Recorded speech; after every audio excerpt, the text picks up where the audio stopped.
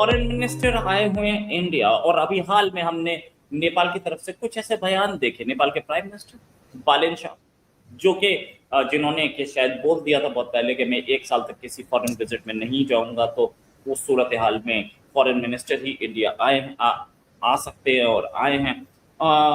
अभी हाल में उनका एक स्टेटमेंट ये भी था कि इंडिया के साथ जो इनका बॉर्डर डिस्प्यूट है उसमें हम यूके को इन्वॉल्व करेंगे। इंडिया ने रिजेक्ट कर दिया, नो डाउट अबाउट इट। लेकिन ये ऐसी लैंग्वेज आती कैसे, और नेपाल में क्या मैटर सीरियस नहीं है? इंडिया क्या इंडिया के खिलाफ जा रहा है नेपाल? क्या बालेन शाह से पहले वाली जो गवर्नमेंट थी वो भी कुछ ऐसा ही रवैया रख रही थी? एक्चुअल में इंटीग्रल प्रॉब्लम। नेपाल को कभी इंडियन पॉपुलेशन अपने से अलग नहीं मानती, और नेपाल की पॉपुलेशन इंडिया को अपने से अलग नहीं मानती है। वो यहाँ आते हैं, आराम से यहाँ नौकरी करते हैं और आर्मी में भी करते हैं। इसी में बात करने के लिए मेजर जनरल डॉक्टर अनुज माथुर सर बहुत बहुत स्वागत है आपका हमारे शो में। सर, ये नेपाल के साथ प्रॉब्लम क्या है? हम तो बहुत साल से, बचपन से हम सुनते आए, आप भी बचपन से सुनते आए होंगे कि अपने ही भाई बंधु हैं। जय Hind Rohit, very kind of you. देखिए, भारत और नेपाल के संबंध दो देशों के बीच के संबंध नहीं है, ये बात समझने की आवश्यकता है आपके दर्शकों को। और वो जो संबंध भारत नेपाल के हैं, रोटी बेटी के संबंध हैं। हमारे सदियों से नेपाल के साथ रिश्ता रहा है, और भारत के अलावा एकमात्र दुनिया का राष्ट्र जो कि हिंदू राष्ट्र है वो नेपाल है। मैं इसको रिलीजियस कलर देने की कोशिश नहीं कर रहा हूं, लेकिन ये बिल्कुल तथ्य यही है। तो जब हम भारत नेपाल के रिश्तों की बात करते हैं तो उन रिश्तों को भावनाओं के ऊपर, राजनीतिक जो आपके स्टेटमेंट्स हैं, चुनावी राजनीति के हिसाब से, उस तरीके से इनको देखना मेरे हिसाब से गलत होगा। हमको इन रिश्तों को इन चीजों से ऊपर उठ के देखने की आवश्यकता है, इनको तथ्यों पर आधारित करके इनको समझने की आवश्यकता है, और ये देखने की जरूरत है कि ये जो जिस प्रकार की भावना आ रही है, इसके पहले भी हुआ एक बार, और ये क्यों है, इसकी वजह क्या है। देखिए, एक चीज आपको मैं बताने का प्रयास करूंगा कि चाइना की पॉलिसी है। चाइना भारत को चारों ओर से घेर रहा है, इसको स्ट्रिंग ऑफ पर्ल्स कहते हैं, और भारत के पूरे चारों तरफ से भारत के, चाहे वो श्रीलंका में हम्बन टोटा लेना हो, या मालदीव्स में कुछ कर रहा है, ग्वादार में कुछ कर रहा है, बांग्लादेश में कुछ कर रहा है, म्यांमार में कुछ कर रहा है, उसी के सिलसिले में वो भारत के नेपाल को एक ऐसा नेपाल में अपना इन्फ्लुएंस बढ़ाना चाहता है। ज्योग्राफी उसको अलाउ नहीं करती, भूगोल अलाउ नहीं करता, लेकिन फिर भी वो इन्फ्लुएंस बढ़ाने की कोशिश कर रहे हैं। तो ये जो कम्युनिस्ट विचारधारा नेपाल में पिछले कुछ दशकों में उभर करके सामने आई है, उसकी वजह से अब अपन, जो मैं तथ्यों की बात कर रहा था, थोड़ा सा इतिहास में जाने की जरूरत है। सुपौल संधि बड़ी फेमस संधि है, जो बॉर्डर डिसाइड हुआ था ब्रिटिश इंडिया और नेपाल के बीच में। उस संधि के हुआ था, 19वीं शताब्दी की बात है, 1816 की बात है। और उसके हिसाब से ये जो बॉर्डर है उसको ये जो रास्ता लिपुलेख, काला पानी, लिम्पियाधुरा, इनका तो इस नदी के साथ साथ उस बॉर्डर को माना गया था। डिस्प्यूट उसके उद्गम को लेकर है, लेकिन ये डिस्प्यूट कभी भी रहा नहीं। अब नेपाल क्या कहता है कि ये तीनों जो छोटे जिनके नाम मैंने बताया, ये उनके इंटेग्रल पार्ट हैं, जो कि ठीक नहीं है, क्योंकि जब बाउंड्री का क्लियर, अब ये उसमें क्यों आया, बातचीत में अभी उभर के क्यों आया? देखिए, अभी उभर के इसलिए आ रहा है कि हमने वहां पर सड़कें बनाई हैं, हमने वहां पर डेवलपमेंट किया है, जो पहले शायद हम नहीं कर पाए, करना चाहिए था। तो उस डेवलपमेंट को देख करके उनको लगता है कि इसका कहीं कोई और स्ट्रेटेजिक व्यू पॉइंट ना हो, पहली बात। दूसरी बात यह है कि जो मानसरोवर की यात्रा दोबारा शुरू हुई है, उसका एक प्रमुख मार्ग है ये, और ये इसी मार्ग से, लिपुलेख दर्रे से वो मानसरोवर की यात्रा की जाती है। तो वो जब से शुरू हुए, तब फिर नेपाल को लग रहा है कि कहीं हम उनके हिस्से पर कब्जा करने की कोशिश तो नहीं कर रहे हैं। और तीसरा, और शायद मेरे हिसाब से सबसे महत्वपूर्ण कारण ये है कि वो एक ट्राई जंक्शन है, इंडिया, नेपाल और चाइना का। चाइना, जैसा कि मैंने बताया, पूरी तरह से यहाँ पर अपना प्रभुत्व बढ़ाने का प्रयास कर रहा है। तो इसमें चाइना का जो पूरा का पूरा गेम है, वो चाइना की तरफ से खेला जा रहा है। मैंने ये कहा आपको कि सबसे इंपॉर्टेंट चीज जो चाइना समझता है कि अगर भारत और नेपाल के रिश्तों में तनाव होगा तो वो एडवांटेज चाइना होगा। तो तो ये चीज चाइना प्रयास करता रहता है कि किसी प्रकार से भारत और नेपाल के रिश्तों में तनाव हो। चाइना ने वहां पर डेवलप वो जो famous belt and road initiative और किसी और प्रकार से इन्होंने इन्फिल्ट्रेट किया है नेपाल में, नेपाल की पॉलिटिक्स में, नेपाल के एडमिनिस्ट्रेशन में। लेकिन एक बात मैं आपको बता सकता हूं, जो पीपल टू पीपल कांटेक्ट है, मैंने कई दफा देखा है, मैं कई लोगों के साथ कम्युनिकेशन में आज भी हूं, और वो people to people contact unmatched है, इसमें कोई संदेह नहीं है। और ये जो क्रिएट की जा रही है सिचुएशन, इसको हम तथ्यों के आधार पर, इतिहास के डॉक्यूमेंट्स के आधार पर इसको रिजॉल्व करेंगे, तो मेरे को पूरा यकीन है कि संवाद से इसको बड़ी आसानी से हम लोग रिजॉल्व कर पाएंगे। एक बात नेपाल भी अच्छी तरह से समझता है कि आर्थिक रूप से जो निर्भरता नेपाल की भारत पर है, क्योंकि नेपाल एक लैंडलॉक्ड कंट्री है, कोई और देश उसको वो चीज नहीं दे सकता, वो इसको बहुत अच्छे तरीके से जानते हैं। उसी सांस में एक बात और कहना चाहूंगा कि हमारे यहाँ की जो राजनीति है, उस राजनीति को भी थोड़ा समझने की जरूरत है, और हमको नेपाल को बराबर, एक सॉवरेन कंट्री है नेपाल, हम भी एक सॉवरेन कंट्री हैं, तो ये हमारी पॉलिसी है और पॉलिसी रही है, और खास करके पिछले 10, 12, 15 सालों से तो बिल्कुल सही तरीके से हम लोग इस बात पे चल रहे हैं। और मुझे पूरा यकीन है, उनके फॉरेन मिनिस्टर यहाँ आए हुए हैं, जब भी बालन शाह प्रयास करते हैं, डिसाइड करते हैं कि वो फॉरेन जाना शुरू करेंगे, मुझे मालूम है, क्योंकि वो भारत के खिलाफ जाकर के सस्टेन नहीं कर सकते, कितना भी कहीं से भी कोई भी चीज आती रहे, कोई उनको एग्जिट नहीं है। आप मुझे बताएं, अगर वहां से व्यापार होना है, क्या वो चीन के रास्ते से हो सकता है कि आप हिमालय पर्वत को पार करके जाएं और फिर चीन के किसी पोर्ट पे जाकर के आप अपना व्यापार करें? ये संभव नहीं है। जो हमारा और उनका रिश्ता है, वो बिल्कुल, मुझे लगता है बिल्कुल दोनों समझते हैं इसको बहुत अच्छी तरीके से, कुछ पॉलिटिकल गेन्स के लिए, कुछ चीन के दबाव में, और कुछ अपनी जनता को शांत करने के लिए। हालांकि उन्होंने एक स्टेटमेंट और दिया था कि भाई वो हमारा है, और इंडिया ने हमारा इलाके पे कब्जा किया हुआ है, हमने भी इंक्रोचमेंट कर रखा है इंडिया के कुछ इलाकों पर। जब उन्होंने ये कहा, बेबी डैड इज होम, तो खुद घिर गए, अपने खुद के देश में घिर गए कि आप किस, उन्होंने ये कहा तो खुद घिर गए, अपने खुद के देश में घिर गए कि आप किस प्रकार से ऐसा स्टेटमेंट, आउटरेजियस स्टेटमेंट दे सकते हैं। तो मेरा ये मानना है कि अभी थोड़ा सा मैच्योरिटी आएगी इस लीडरशिप में, और थोड़ा सा जब इनको एक्चुअल्स पता लगेंगे, जो भूगोल है रोहित, उस भूगोल को कोई चेंज नहीं कर सकता, ये बिल्कुल क्लियर है। और वो भूगोल भारत और नेपाल के अच्छे संबंधों की जो मेन कड़ी अगर है, तो उसको हम मान सकते हैं। और फिर हमारा सांस्कृतिक रिश्ता, धार्मिक रिश्ता, हर प्रकार से हमारी सेनाओं में उनके लोग, तो ये मेरा मानना है कि इसको संवाद से आसानी से हम लोग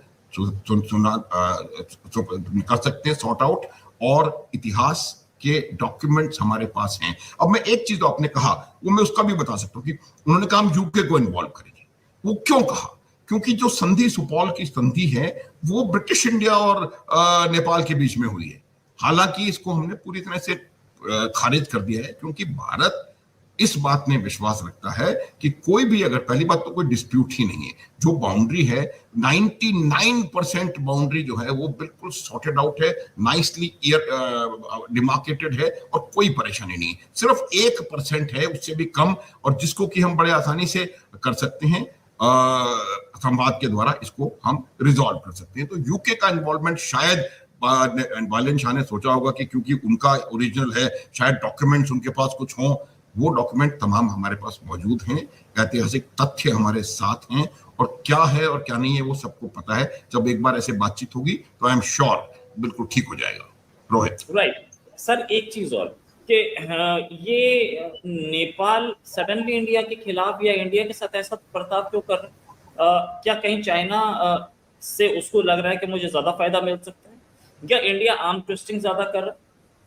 हाँ, देखिए, मैं आपको ये बताऊं रोहित, क्या होता है कि उनको चीन से फायदा मिल रहा है। कोई भी नॉर्मल जो व्यक्ति होगा, जो सोच सकता है, उसको पता है कि जिस प्रकार की लोकेशन नेपाल की है, चीन उसकी मदद उस प्रकार से नहीं कर सकता। जो उनका आयात निर्यात है वो भारत से ही होगा। आप किसी तरह से हिमालयन माउंटेन्स को पार करके और या फिर, तो ये वो समझते हैं, वहां पर उनके एडवाइजर्स उनको ये सही बात बताएंगे। ये जो इसकी मेन वजह जो मैं बता रहा था वो यही है कि चीन जो है वो इन्फ्लुएंस वहां बढ़ाना चाहता है। और जो बात आप कह रहे हैं बिल्कुल सही है, और वही मैंने कहा कि जब हम उस राष्ट्र को हम उस इक्वालिटी की दृष्टि से देखेंगे, हमारा अपने आप के बराबर उनको, वो भी एक सॉवरेन कंट्री है, हम भी एक सॉवरेन कंट्री हैं, तो आप आर्म ट्विस्टिंग करने की बजाय, ये हमारी पॉलिसी शायद रही थी, शायद हो कि भाई ये तो छोटा देश है। कोई छोटा देश नहीं है। आज अमेरिका क्यों इतना ज्यादा सफर कर रहा है वहां पे, वो भी इसीलिए कर रहा है क्योंकि अमेरिका की डिक्शनरी में इक्वल नाम का कोई शब्द नहीं है। वो समझते हैं कि हम सबसे बड़े हैं और बाकी सब हमारे, जो साउथ अफ्रीका का प्रेसिडेंट आएगा तो वो वेट करेगा, और जेलेंस्की को कुछ कह दो, मोदी को कुछ कह दो, किसी को कुछ कह दो। तो ये जो चीज है वो अंतरराष्ट्रीय संबंधों में ये चीज कोई आपको सफलता नहीं दिलवा सकती। हमें उनको बिल्कुल एक अच्छे स्वतंत्र राष्ट्र की तरह से ट्रीट करना पड़ेगा, जो कि हम कर रहे हैं, और उनको उनका स्थान देना पड़ेगा। और वो उनको समझाने की आवश्यकता है कि जो भी डिस्प्यूट है उसको संवाद के जरिए तथ्यों पर आधारित करके आप उसका रेजोल्यूशन निकाले, ना कि किसी और के दबाव में आकर के। आप देखिए किस प्रकार से चाइना उनके जो नॉर्दर्न बॉर्डर्स हैं वहां पर कई गांवों पे आकर के वो फिजिकली कब्जा करने की कोशिश कर रहा है, वहां पर अपना डेवलपमेंटल एक्टिविटी के उसमें इस प्रकार के वहां पर लोगों को बैठा रहा है ला करके, जिससे कि वो उसके ऊपर इन्फ्लुएंस। चाइना का मकसद यही है कि वो वहां पर अपना प्रभुत्व वो बढ़ाए। और लेकिन ये बात जब नेपाल में जानता हूं कि वो समझता है कि उसका हर प्रकार का रिश्ता भारत के साथ उसको रहना पड़ेगा, उनके पास चॉइस नहीं है, कोई चॉइस नहीं है। तो वो ये समझते हैं, हमको जो आपने शब्द प्रयोग किया बहुत बेहतरीन, आर्म ट्विस्टिंग का अगर विचार भी है किसी का तो उसको बिल्कुल छोड़ना पड़ेगा। वो एक बराबरी के देश मित्र राष्ट्र की तरह हमें उनसे बातचीत करनी पड़ेगी सही प्लेटफॉर्म पर, और आई एम श्योर यही हो रहा है। और ये बिल्कुल मुझे पूरा यकीन है कि बहुत आसानी से इस सिचुएशन को हम रिजॉल्व कर लेंगे। राइट। आर्म ट्विस्टिंग नहीं होगी और एक 1:1 हमारी बातचीत होगी नेपाल से। नेपाल में अभी हम लोगों ने एक जेनजी रिवोल्ट देखा, जिसके लिए कई लोगों ने ये भी बोला, चाइना पाकिस्तान की तरफ से भी बोला कि इंडिया ने करवाया, बट जो भी था वो उनका अपना रिवोल्ट था। नेपाल में एक बड़ी संख्या में प्रो भारत लॉबी भी है, जो कि ये बोलती है कि नहीं, हमारा इंडिया से बहुत पुराने रिश्ते हैं और इंडिया ने हमारा फायदा ही किया है। क्या वो लॉबी कमजोर पड़ती दिख रही है? जो ये हर नया प्राइम मिनिस्टर हम यही देखते हैं कि वो नया मैप निकालता है, नहीं क्या प्रो इंडिया लॉबी कमजोर हो रही है? क्या इंडियन डिप्लोमेसी कहीं फेल होती दिख रही है सर? नहीं, देखिए ये मैं इस बात को इसलिए नहीं मानता कि जो आप वहां का व्यापार देखिए, आपके भी आई एम श्योर आपने देखा होगा वहां पर कितने भारतीय हैं, वहां पर भारत की करेंसी चलती है, वहां पर भारत की तरह भाषा, हर चीज वहां पर है। तो ये मैं नहीं मानता हूं कि भारतीय जो प्रो इंडिया लॉबी है वो वीक हो रही है। प्रश्न लॉबी वीक होने का नहीं है, प्रश्न ये है कि कौन इन्फ्लुएंस करने का प्रयास कर रहा है और किस तरीके से वो इन्फ्लुएंस कर रहा है, पहली बात। दूसरी बात कि कहां पर डायलॉग में कमी आई है। देखिए ये बार बार मैं कहूंगा आपको इस पूरे कार्यक्रम के दौरान कि जो डायलॉग, जो संवाद है, और वो संवाद जब तक सही प्रकार से नहीं होगा तो कहीं ना कहीं पिछले दशकों में उस संवाद में कुछ चीज कहीं मिसिंग हुई है, जिसकी वजह से। और तीसरा सबसे इंपॉर्टेंट इशू चाइना का इन्वॉल्वमेंट है। चाइना यहाँ पर आकर के करवाना चाहता है, वहां की सरकार में उन्होंने इन्फिल्ट्रेट करके बैठे हैं, वो पूरी उनकी विचारधारा को बदलना चाहते हैं। और ये मैंने बताया ना, 99% बॉर्डर बिल्कुल सॉर्टेड आउट है, छोटा सा हिस्सा है, और तथ्य हमारे पास मौजूद हैं, डॉक्यूमेंट्स हमारे पास मौजूद हैं, ट्रीटी जो बनी थी वो हमारे पास मौजूद है, सबके पास मौजूद है। और एक बार जब उसको सही नजरिए से, सही चश्मे से उसको देखा जाएगा तो मुझे पूरा यकीन है कि चीजें बिल्कुल सुधर जाएंगी। जहां तक प्रो इंडिया लॉबी का सवाल है, हमें लॉबिंग की भी मुझे लगता है आवश्यकता नहीं है। वहां के लोग इस बात को समझते हैं कि उनका हित कहां है और उनका हित भारत के साथ रहने में है, ये वो सब जानते हैं। ये सब तमाम पॉलिटिकल गिमिक्स हैं, अपने देश में भी होता है। जब इलेक्शंस आएंगे तो कोई कुछ भाषण देगा, कोई कुछ भाषण देगा, कोई कहीं की बात करेगा, कोई कहीं की बात करेगा। यही चीज मैं बता रहा हूं आपको कि ये बराबर हो सकता है कि इस स्टेटमेंट को देने के लिए उनके ऊपर दबाव आया हो। और मैंने बताया आपको कि तुरंत जब उन्होंने कहा कि हमने भी कुछ भारत के हिस्से, उनको लगा कि मैं अपना पॉलिटिकल जो चीज है उसको ज्यादा कंसोलिडेट कर पाऊंगा ये कह करके, लेकिन जब उन्होंने ये कहा तो तुरंत अपने देश में उसका विरोध हुआ। तो ये इस बात को दिखाता है कि बैलेंस्ड हैं लोग, वो सब समझते हैं, अपना हित समझते हैं और भारत के साथ रहने में उनका क्या हित है वो समझते हैं। मैंने आपको भूगोल बता दिया, उस भूगोल के चलते भारत के अलावा नेपाल का भविष्य कहीं नहीं है। लेकिन भारत को जो शब्द आप कह रहे हैं उससे बचकर उनको बराबरी मानते हैं हम लोग, और मुझे लगता है ये आसानी से रिजॉल्व हो जाएगा। फॉरेन मिनिस्टर आए हुए हैं, हो जाना चाहिए। सर, एक चाइना नेपाल रेलवे लिंक की भी बात चल रही है, क्या ये रेलवे लिंक पॉसिबल है? पहली चीज। दूसरी चीज, अगर ये बना तो क्या इम्पैक्ट होगा? क्या, क्योंकि फिर वहां से सामान आना शुरू हो जाएगा ट्रेन मालगाड़ियों में भर भर के, तो इंडिया के लिए कहीं प्रॉब्लम तो नहीं? देखिए, पहली बात तो चाइना नेपाल रेल लिंक इतने खतरनाक पहाड़ी इलाकों से होकर के बहुत आसान नहीं होगा। लेकिन जिस प्रकार की तकनीकी टेक्नोलॉजिकल डेवलपमेंट चाइना ने किया है और जिस तरह से चाइना अपने रेल लिंक्स को पूरे लाइन ऑफ एक्चुअल कंट्रोल तक, काफी उसके नजदीक तक लाने में सक्षम हो गया है, तो ये हो सकता है कि इस प्रकार के रेल लिंक हो जाए, बन जाए। लेकिन फिर भी मैं बता रहा हूं आपको कि उस रेल लिंक से भी आपको जो नियरेस्ट पोर्ट सिटी है वहां पहुंचने में कितना समय लगेगा, कितना पैसा लगेगा, ये बात बिल्कुल निश्चित है कि उनको हमें जो आपने पूछा, हमें बिल्कुल इसके प्रति हमें आशंकित होने की आवश्यकता है। लेकिन वो आशंका होगी, उसकी वजह ये रहेगी कि चाइना वहां पर आकर के वहां अपना इन्फ्लुएंस बढ़ाएगा। नेपाल के लोगों को ये समझना पड़ेगा कि चीन का एक तरीका है कि वो चीन इस नेपाल के ऊपर अपना कब्जा मानता है। नेपाल के लोगों को ये समझना पड़ेगा कि चीन उसको लेना चाहता है। देखिए, वो कहते हैं, थ्योरी है, या जब उन्होंने कहा था कि तिब्बत जो है वो एक हाथ है पाम, और उसकी 5 उंगलियां हैं। एक उंगली लद्दाख है, दूसरी नेपाल है, तीसरी सिक्किम है, चौथी भूटान है और 5वीं अरुणाचल प्रदेश है। और वो कहते हैं कि चूंकि तिब्बत हम हैं तो ये 5 उंगलियां भी हमारी हैं। तो ये नेपाल के लोगों को सोचना पड़ेगा, समझना पड़ेगा कि कौन उनकी मदद करके उनके साथ मित्रतापूर्ण संबंध हैं किस देश के, और कौन सा देश ऐसा है जो उस दूसरी उंगली करके उनको फाइनली हथियाना चाहता है। तो ये उनको समझना पड़ेगा, और मैं मानता हूं कि नेपाल की अधिकतर जनसंख्या इस बात को समझती है कि उनके लिए चीन खतरा है, भारत मित्र है।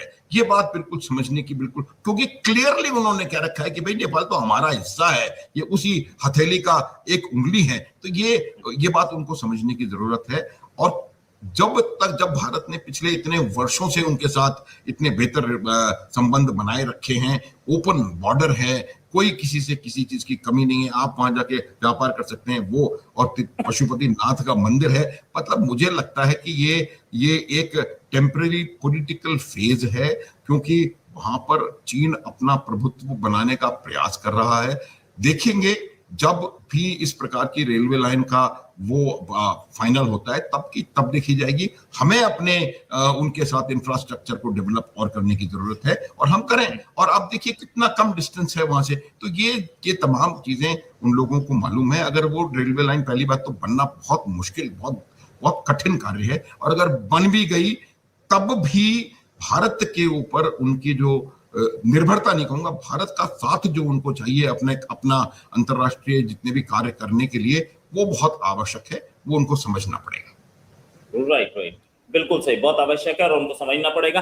Thanks a lot sir for joining. हम ये डिस्कशन है, इसके साथ साथ और भी बहुत सारे डेवलपमेंट्स हैं, नेपाल पे भी, पाकिस्तान पे भी। किसी और दिन आपके साथ पाकिस्तान पे एक डिस्कशन करेंगे सर। अभी के लिए नमस्कार सर, जय हिंद। थैंक यू, जय Hind Rohit, thank you very much.